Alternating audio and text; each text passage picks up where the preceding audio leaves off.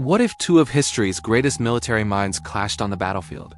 Imagine a world where Alexander the Great, the conqueror of the Persian Empire, faced off against Julius Caesar, the man who brought Rome to its knees and then raised it to an empire. This isn't just a bar argument.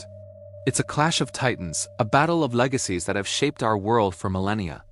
One, a Macedonian king who believed he was descended from heroes and gods, driven by an insatiable desire for glory. The other, a Roman patrician, a master of politics and war, whose ambition was as vast as the republic he served and eventually dominated. Who would win this ultimate contest of command? Today, we're going to dive deep, break down their armies, analyze their strategies, and simulate the battle that never was, but that everyone has imagined. Get ready for a historical showdown like no other. Let's start with our tale of the tape. On one side, we have Alexander, born in 356 BC, heir to the throne of Macedon. Tutored by Aristotle himself, he was a prodigy from the start. He ascended to the throne at just 20 years old and in a little over a decade carved out one of the largest empires of the ancient world. His leadership style was inspirational, often leading from the front, charging headfirst into the enemy. He shared the hardships of his men and they adored him for it, following him to the very edge of the known world. His philosophy was one of decisive, overwhelming force, seeking a single epic battle to shatter his enemy's will to fight. He saw himself as a new Achilles, living out a heroic epic. On the other side, Julius Caesar, born in 100 BC, about 2 centuries after Alexander's death. He wasn't born a king but a member of Rome's ancient aristocracy. Caesar was a calculated political operator, a brilliant orator, and a military genius who learned his trade in the brutal school of Roman warfare. His leadership was built on a different kind of bond with his soldiers. He knew his legionaries by name, rewarded them generously, and they were fanatically loyal, not just to Rome, but to him personally. Caesar was a pragmatist. He wasn't afraid of a pitched battle, but he was equally masterful at siege warfare, logistics, and long-term campaigns. He didn't just defeat his enemies. He outlasted and outmaneuvered them, using every tool at his disposal, from the shovel to the sword. Now let's look at the armies they would bring to this fight. Alexander commands the Macedonian war machine, an army perfected by his father, Philip II, and honed to a razor's edge by Alexander himself. The heart of this army is the phalanx. Imagine a wall of men, 16 ranks deep, each wielding the sarissa, a massive spear that could be over 18 feet long. The first 5 ranks of spears would project forward, creating an almost impenetrable hedge of sharp points. Nothing could charge this formation head-on and survive. But the phalanx wasn't just a defensive wall, it was the anvil. The hammer was Alexander's legendary companion cavalry. These were the best horsemen of the age, nobles clad in bronze armor, armed with lances and swords, and led by Alexander himself. Their job was to smash into the enemy's flank or rear, crushing them against the immovable phalanx.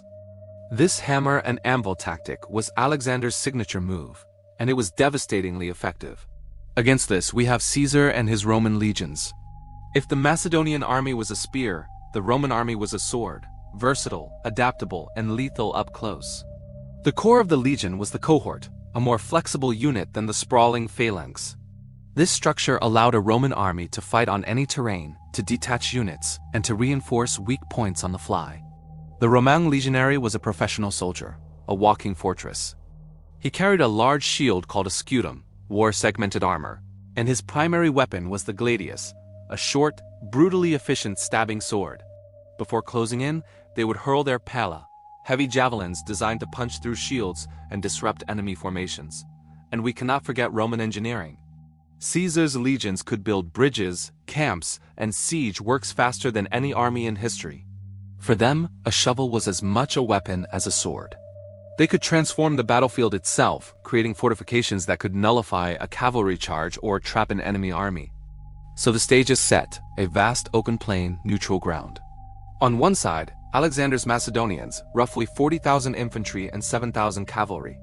On the other, Caesar's veteran legions, a force of perhaps 50,000 disciplined infantry but with a much smaller cavalry contingent. The battle begins. Alexander, true to form, would not wait. He identifies Caesar's command position and prepares his signature move. The Macedonian phalanx advances, a slow, menacing wall of spears designed to pin the Roman center. Its goal is to fix the legions in place to hold them.